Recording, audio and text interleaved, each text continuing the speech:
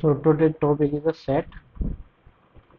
So set uh, is a data structure which used to store the element in a ordered way, ordered way, and a unique way. Elements are stored in a ordered way and unique way. And default order is ascending order. Okay. And for one element, insertion in a set will take order of log n time, and deletion will take order of log n time for one element. If we want to create whole set of n element, then it will take for one element it is taking log n time, for n element it will take log n time.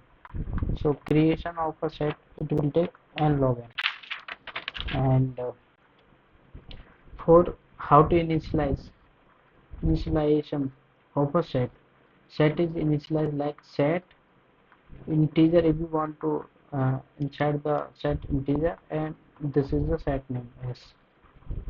If we want to uh, insert insertion in a set, if we want to insert, then we can insert the element in this way.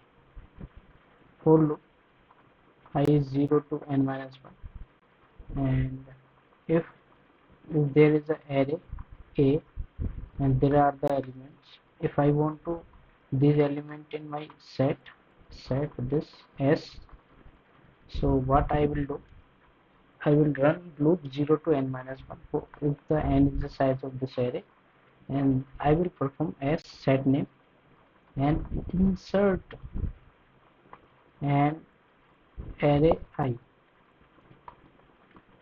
Okay, one by one this loop will run. One by one it will store the element in a set in a ordered way. If these are the element 3, 5, 2, 1, 1, so it will store 1, 2, 3, 5. Two things it done. What two things it first is order.